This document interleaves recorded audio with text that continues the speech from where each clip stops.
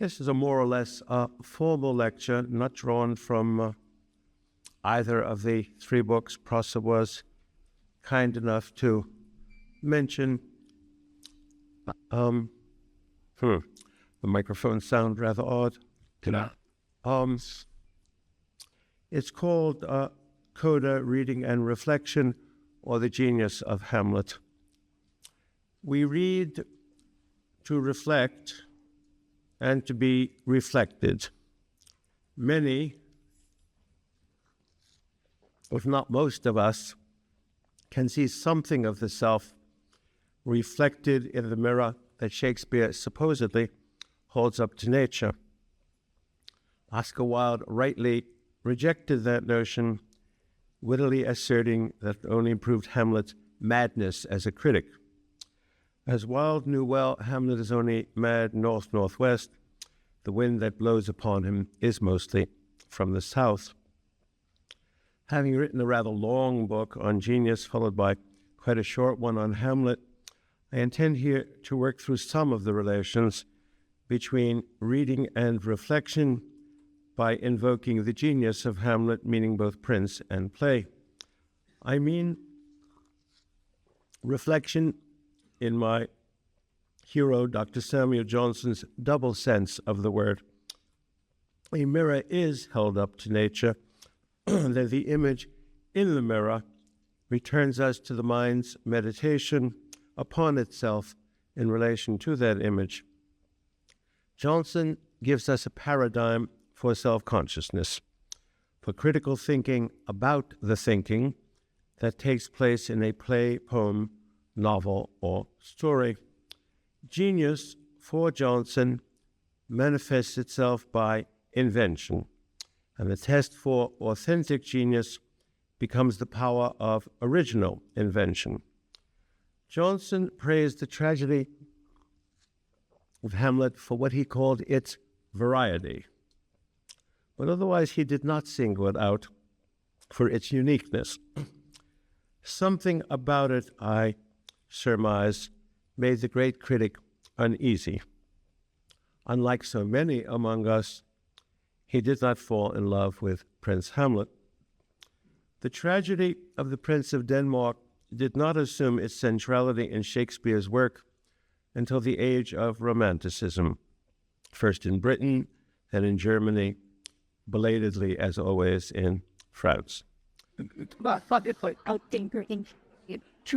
I'm sorry, I'm not a great admirer of what has been coming out of intellectual Paris for about 3 generations now. In fact, after Paul Valéry, it's been all downhill,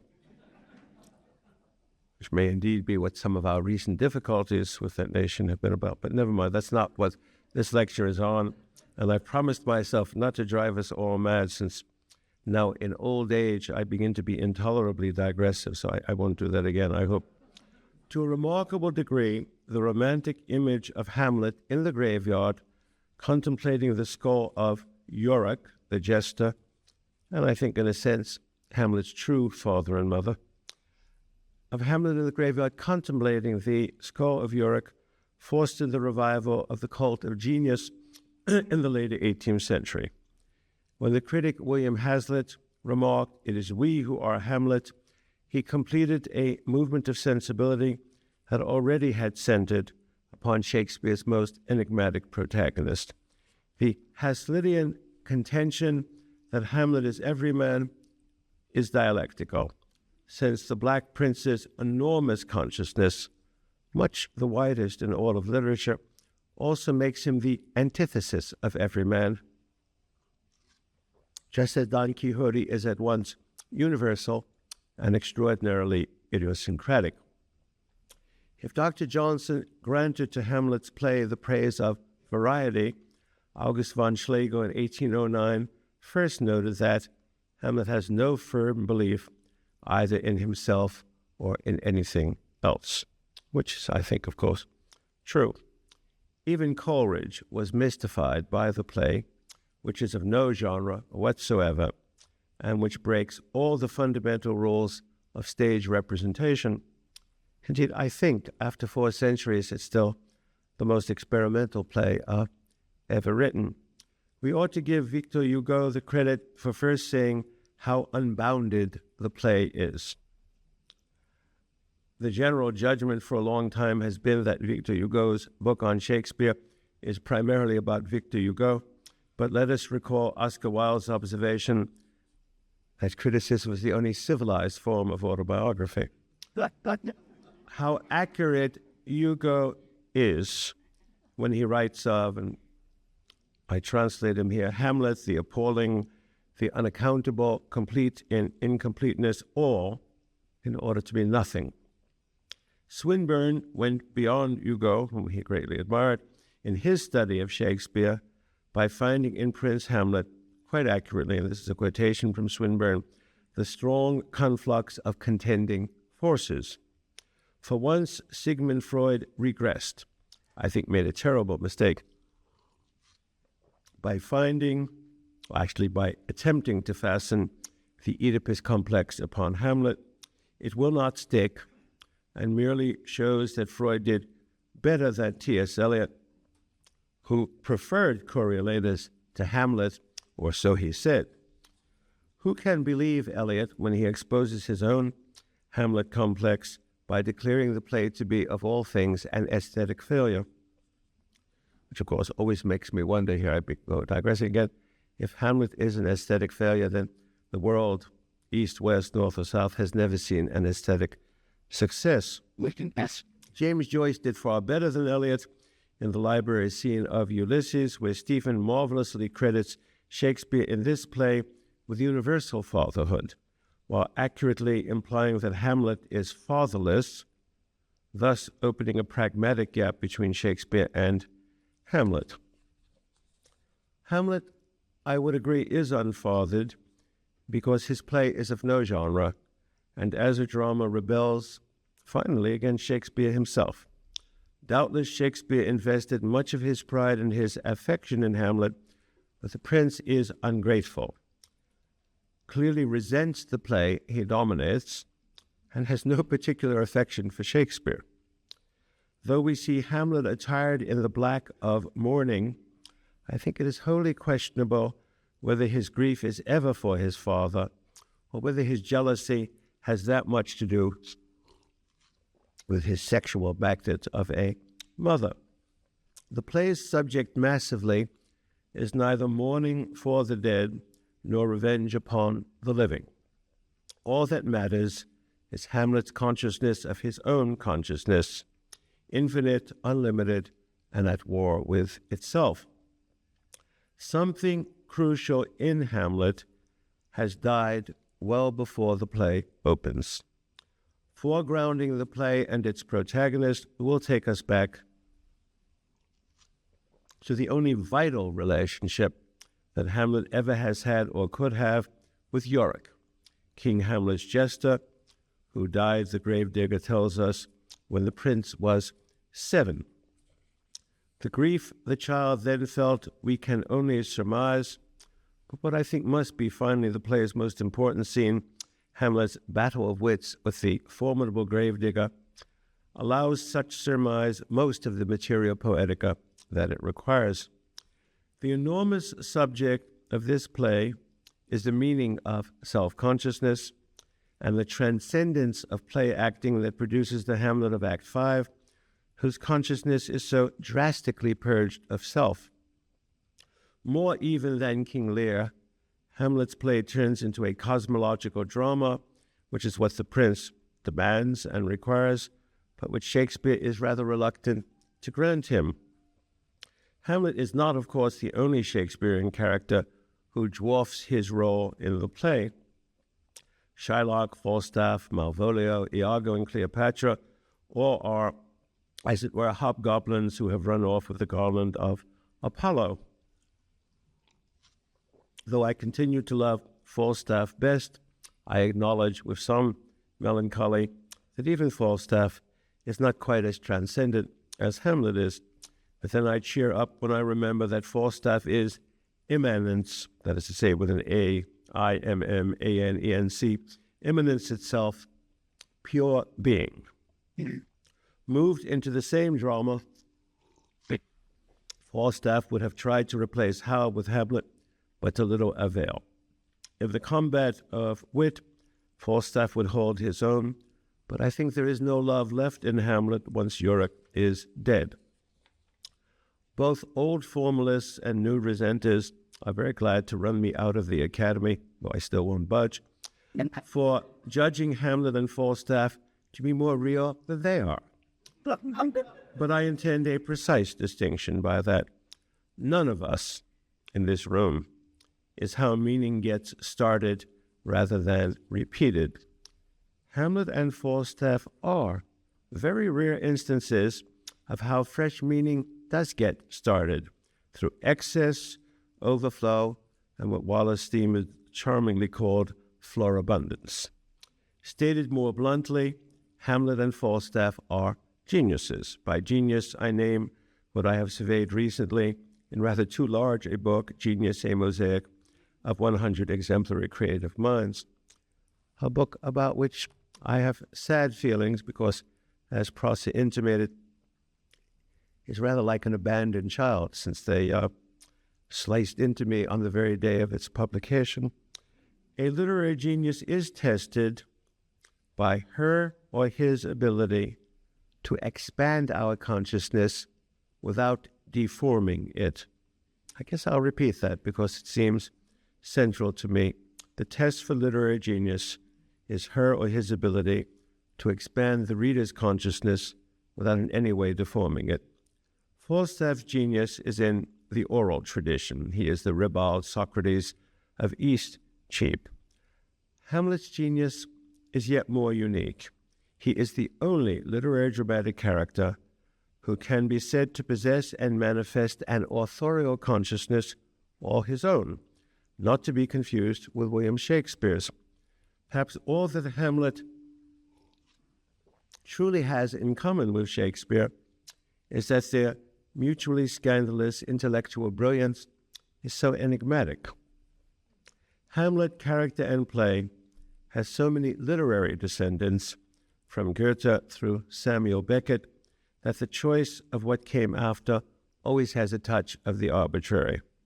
It is best, I think, to employ the most magnificent, Milton's Satan in Paradise Lost, a Shakespearean figure who may at first seem more clearly to come out of Iago and Macbeth than to be quarried from Hamlet.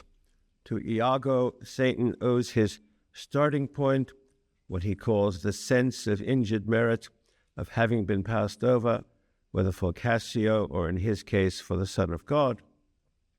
Macbeth certainly does set the pattern for Satan's trafficking with the abyss of the night world.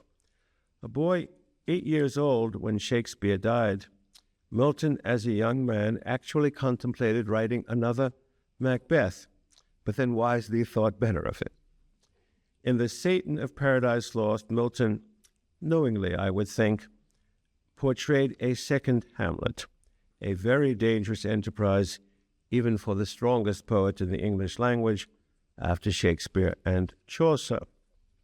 In the tentative overtures of what he left behind as what we now call the Trinity manuscript, Milton sketches a tragedy, not an epic, to be called Adam Unparadised, not Paradise Lost. At what is now the start of Book 4 of the epic, Satan stands on Mount Nephates and speaks his last greatness in the poem. Milton's nephew, who worked with him, he always had to have someone to work with him after a certain date because he was stone blind. His memory was astonishing. Milton's nephew, who worked with him, tells us that this speech would have begun Adam Unparadised. Neil Forsyth, in a very good book just published called The Satanic Epic, emphasizes Shakespeare's ambivalence towards Brutus in Julius Caesar as one influence upon Milton's ambivalence towards Satan. Forsyth rightly thinks that Shakespeare was similarly ambivalent towards Hamlet, but Brutus is, of course, a dwarf of disintegration when compared to the brilliance and charisma of the Prince of Denmark. If Paradise Lost, from Satan's perspective, is revenge tragedy, then the play of Hamlet cannot be, since inwardness is far deeper in the Prince of Denmark than it is in Satan. The non-genre of Poem Unlimited, actually invented as a category by poor Polonius, the non-genre of Poem Unlimited renders Hamlet an even more cosmological agonist than Satan ever can be. Hamlet is not a Satan. Damnation is not his fate. He is neither Lutheran nor Calvinist, nor Catholic for that matter, even though he attends, we are asked to believe, the Lutheran University of Wittenberg. His infinite inwardness is more radical than is the Augustinian self as preached by Luther and by Calvin. Satan's wounded consciousness is more Hamletian than Protestant, and Hamlet is just as much his own theologian as he is his own psychologist. Satan's soliloquies would not be possible without Hamlet's innovation in his 7 soliloquies. And yet Milton uneasily pulls back from the paradigm. We are never given the crucial moment of transition when Lucifer, the morning star, fades into Satan. Hamlet, far more radically self-reliant than Luther or Calvin, transcends Augustinianism and leaps past even his great romantic inheritors, Goethe and Emerson, Nietzsche and Kierkegaard. The genius of Hamlet, I think, gets away from Shakespeare, as even Falstaff could not. Complete genius may well be beyond representation, but unless Hamlet himself incarnates it, there can be no play. One can doubt that Shakespeare intended the prince, Hamlet, to be unbound, and yet Hamlet breaks loose. The prince does not want to be the protagonist of a revenge tragedy. He wants and needs to be in the cosmological openness of the drama King Lear or the play Macbeth, rather than the rotten miasma of Claudius's Elsinore. Shakespeare will not grant Hamlet what he desires, and yet cannot control this most temperamentally capricious and preternaturally intelligent of all his creations. Satan is not Milton's own genius, though he would like to be. And Hamlet similarly is not Shakespeare's genius. I cannot say whether Hamlet would wish such an identity or not. Shakespeare is in Hamlet's drama as the 2 parts he acted, the father's ghost and probably doubling as the player king or first player. In my short book, Hamlet, Poem Unlimited, I propose that a kind of civil war goes on in the text between Hamlet and his maker. Milton notoriously editorializes against his Satan, which is, alas, a real blot upon Paradise Lost, though the poem is so powerful it could sustain more blots than that. Shakespeare, perhaps dazzled by what he has wrought, but this can only be surmise, reacts to Hamlet's aggressivity by smashing the mimetic covenant in this most experimental of all plays ever. From Act 2, Scene 2, when you will remember the players enter, through Act 3, Scene 2, when Claudius breaks up the rewriting by Hamlet of the murder of Gonzago into the mousetrap by running out screaming for lights. From Act 2, Scene 2 through Act 3, Scene 2, 1,000 lines out of the 4,000 lines of the play. There is no play, but only a whirling dance of plays within plays, theatrical gossip, admonitions to the players, and the blandishments of non-existent plays, including the untitled one on the death of Priam, and the weird play in progress, The Murder of Gonzago, which Hamlet revives into his own mousetrap and outrageous skit. Hamlet's revenge is upon Shakespeare, and I think Shakespeare buoyantly accepts the threat. Prince and play botcher, which is what they called a play doctor in those days, conduct a familial quarrel, intimate and perhaps not wholly accessible to us, though I think more accessible than criticism has made out. I am aware how very odd all this sounds, but Hamlet the play is nothing but paradox. We rarely know when Hamlet is not acting out a part he has devised for himself. If your intellect is limitless, how can you possibly know when you are being sincere? In addition to all his other bewildering aspects, Hamlet knowingly is his own best audience. He is dramatist, player, and auditor. Shakespeare is only the first two and reasserts his dominance as author, director, stage designer in Act 5, when Hamlet, after a sea change, quite literally a sea change, matures as death's ambassador to us. When Hamlet emerges as almost totally disinterested, or perhaps one should say nihilistic, Shakespeare resurrects as master in what I think uneasily again becomes his domain. Hamlet and Don Quixote, play and novel, both carry Western representation to limits not since surpassed. And no literary works that I know of themselves violates their own limits as these two persist in doing. Don Quixote and Sancho Panza in part 2 of their saga are highly aware of being characters in part 1 and also of feeling slandered by the rival part 2, actually written by an anonymous impostor. To this day, though I think he's a rather talented writer, we don't know who that was. Hamlet does not experience freedom until he can separate his extraordinary self-consciousness, indeed his status as the Western hero of consciousness, from his own enormous passion for theatricality. Theatricalism and inwardness break from one another. As Hamlet stands in the snow in Act 4, Scene 4, and watches the army of Fortinbras march off to an absurd battle for a plot of ground not large enough to bury all who will die disputing it. Of Shakespeare's own inwardness, we know absolutely nothing. Even in the sonnets, he is very careful to detach himself from what ought to be his own sufferings and humiliations, though he will not treat them as such. Of Hamlet's inward self, I think we know as much as we are capable of absorbing. Sigmund Freud once said, and it's one of his most astonishing remarks, I mean that in a very favorable sense. If one is to speak of the genius of Freud, this would be certainly one instance. Freud said that all thinking needs to be emancipated from its sexual past.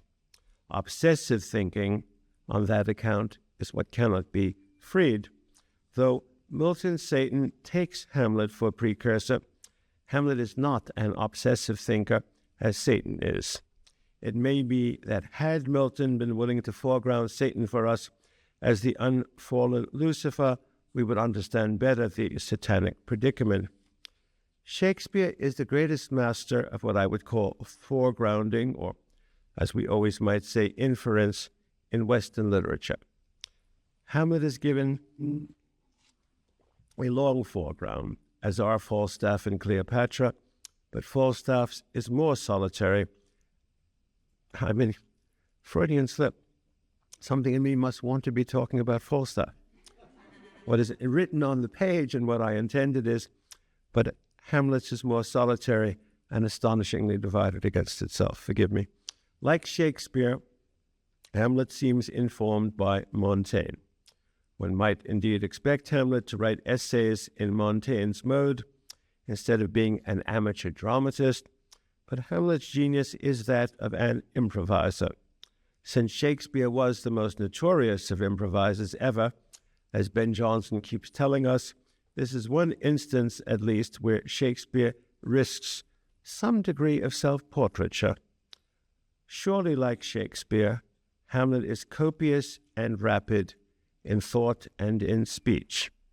Unlike Shakespeare, Hamlet is altogether too interested in death, which returns me to his foreground. A central argument of my little book, Hamlet Poem Unlimited, is that we need to discard the common notion that the play is about Prince Hamlet's mourning for his dead father or his outrage at his mother's wonderfully lively sexuality.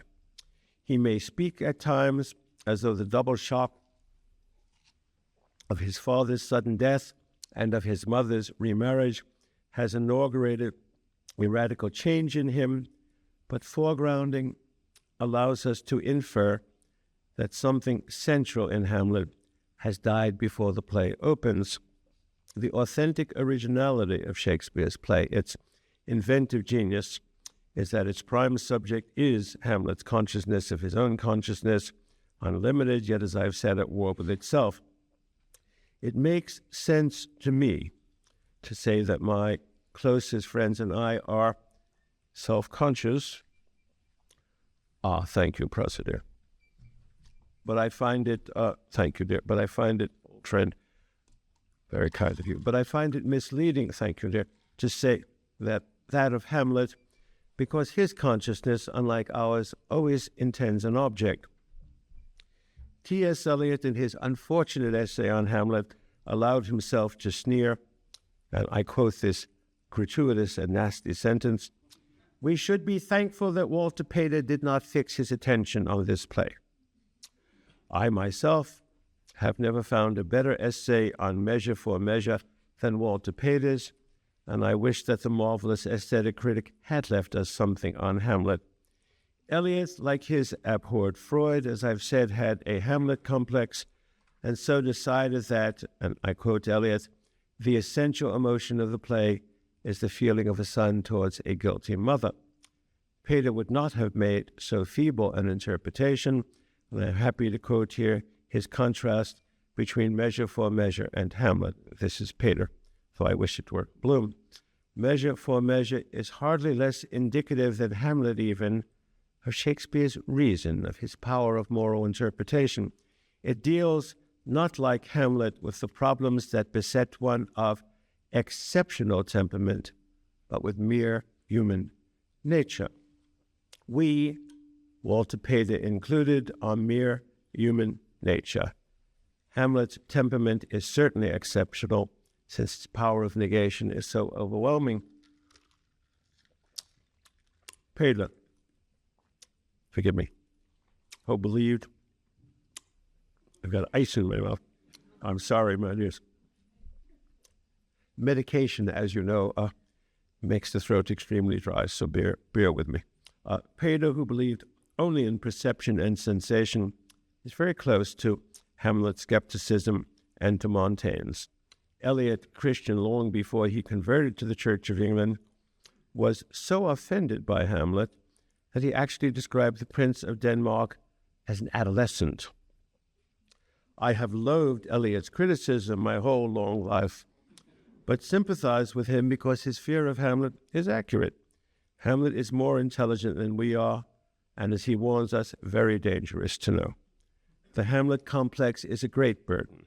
Oedipus is victimized by dramatic irony, but not Hamlet, who knows more than we do.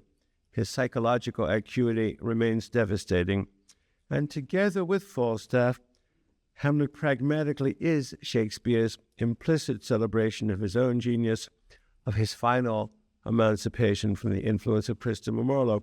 To phrase this differently, Hamlet's influence upon Shakespeare himself made everything possible in the plays to come. Shakespeare lavished all his intelligence upon Hamlet and received as recompense the realization that his own capacity for representation was unlimited.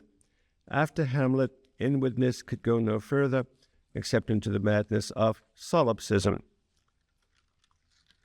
Hamlet taught Shakespeare what he also teaches us, which is that consciousness indeed defines genius.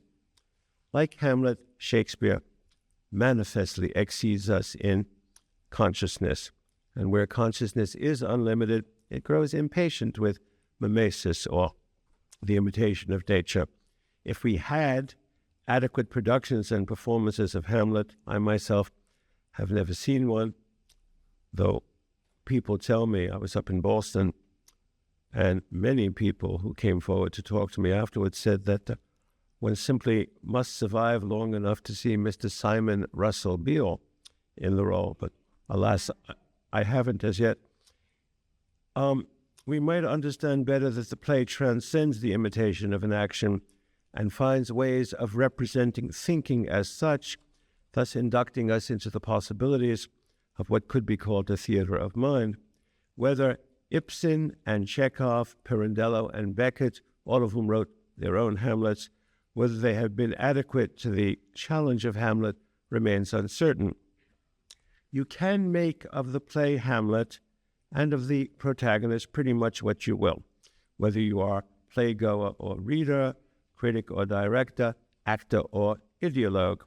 Push any stance or quest into it, and the drama will illuminate what you have brought with you, even if the work itself remains in darkness. The most accomplished actor I have attended in it was John Gielgud scores and scores of years ago. And I remember mostly how beautifully he articulated the hero's tremendous linguistic range while slighting, and perhaps this was the director's fault, the equally remarkable intelligence. I have not given up all hope that a grand presentation of Hamlet will come along in my lifetime, and as I say, people have been assuring me that it has, but I haven't had the good fortune to see it. The grandeur of King Lear seems to me totally unplayable in our cultural climate, yet Hamlet does seem less unattainable.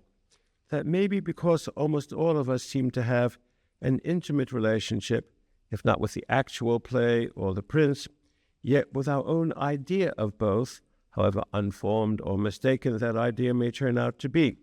We need genius in whatever form we can get it, and the play Hamlet frequently is what first comes to mind when we go out searching to fulfill that particular need. What is it that makes Hamlet the most central and universal of all Shakespeare's plays? I can get some help from A.C. Bradley's conclusion, and I quote Bradley, who was, after all, a very fine critic of Shakespearean tragedy. He wrote, "It was not that Hamlet is Shakespeare's greatest tragedy or most perfect work of art. It was that Hamlet most brings home to us at once the sense of the soul's infinity and the sense of the doom which not only circumscribes that infinity, but appears to be its offspring." That, I think, is poignant on Bradley's part, but perhaps a touch diffuse. I turn to what is still my favorite 20th century critic of Shakespeare, Harold Goddard, who wrote, "If a Falstaffian Hal could have taught England to play in the common acceptation of the term, Hamlet could have taught Denmark to play in a deeper creative sense. I am always moved by Goddard's romantic idealism, but I'm also aware that this neglects the dangerous element in Hamlet, quite simply makes him a killer, and a killer without remorse. So I turn instead to Anne Barton, an admirably reliable critic who wrote, "Only in Shakespeare's Hamlet does the audience retain sympathy for the hero from beginning to end. Pragmatically, she is accurate, but I wonder how else we could hope to respond, since Hamlet speaks almost 40% of the lines in the play and is always the concern of everyone, even when he is off stage. He is antithetical to every man and to every woman, since his charisma puts him beyond us, and yet he is a figure of dream and desire for many, if not most, among us." I will attempt my own summing up of our relation to Hamlet to conclude this. I noted when I read some version of this in Cambridge, Boston, Cambridge, the other evening, and kept saying, "Look, I'm going to conclude it now." It did begin to remind me of one of my favorite works by one of my favorite composer, Johannes Brahms' First Symphony, which ends magnificently 7 or 8 times before it actually does end. And I always get confused in listening to it. Angus Fletcher, still my favorite critic in my own generation, asks us to conjecture with him on the difficult subject of thinking in literature.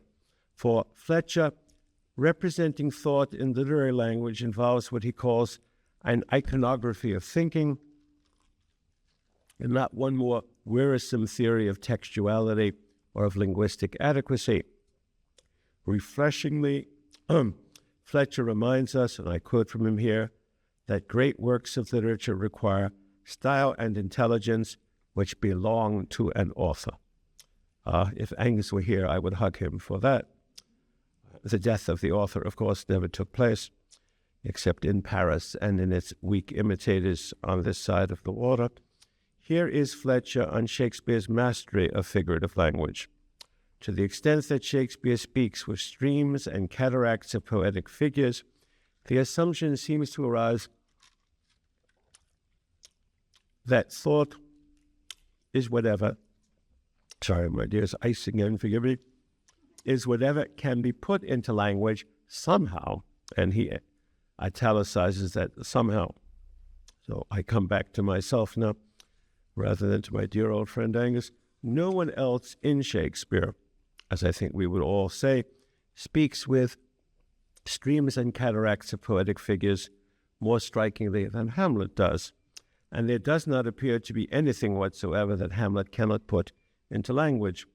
And yet what is strangest in Hamlet the play, and so in Shakespeare, are the implicit and unanswered questions that remain superbly elliptical.